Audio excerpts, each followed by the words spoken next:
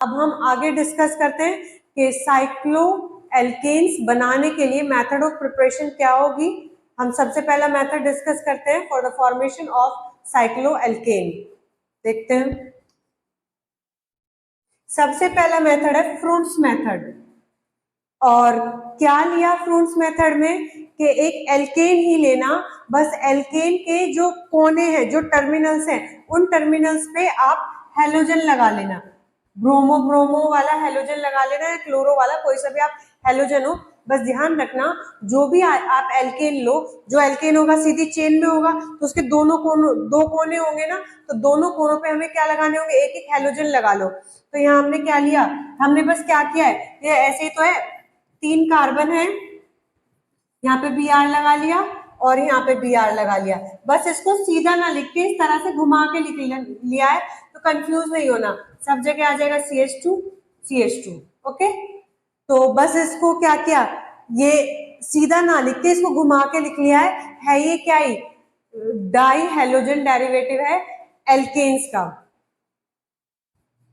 पढ़ लेते हैं एक बार। when डाइब्रोमो और dichloro alkane having terminal halogen atom, जिनके टर्मिनल पे हेलोजन एटम हो, और डाई वाले हैं मतलब दोनों टर्मिनल पे हेलोजन एटम हो, आर ट्रीटेड विद जिंक और सोडियम, इनको किसके साथ रिएक्शन करानी है, या तो जिंक के या फिर सोडियम के, और इन इनर्ट सॉल्वेंट किसकी प्रेजेंस में करानी है, ether in the presence of any catalyst, ether के प्रेजेंस में इनकी रिएक्शन करानी है।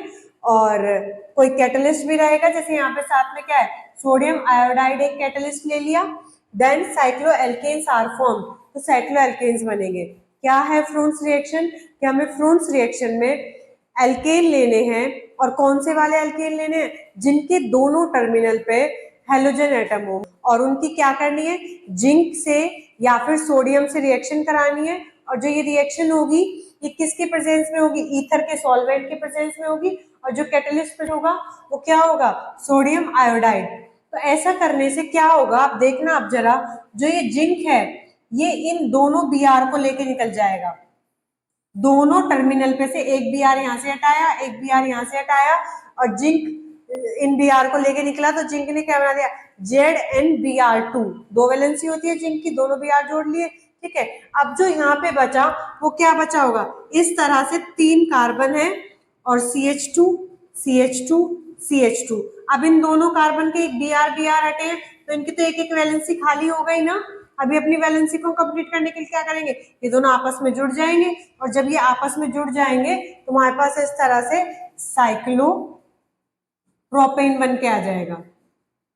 ओके, बन गया ना, साइक्लिक एल्केन बन गया ना, साइक्लो एल्केन, जिसमें कि हम लेके क्या चले थे, सिंपल वाला एल्केन, के सिंपल एल्केन लेके चले थे और उसकी हेल्प से हमने साइक्लो एल्केन बना दिया। तो ये क्या है, फ्रुंस मेथड है ये साइक्लो एल्केन बनाने का। सेम है यार, कि अगर आपको 4 कार्बन वाला साइक्लो एल्केन बनाना है तो आप क्या करेंगे, कि इस तरह से फिर से 4 कार्बन वाला सिंपल एल्केन लिया, और उसके दोनों टर्मिनल पे Br होगा, Zn से रिएक्शन, वही Na और ईथर की प्रेजेंस में ये ZnBr2 निकल जाएगा, ये बन गया, ये क्या बन जाएगा, साइक्लो ब्यूटेन, और ZnBr2 निकल गया।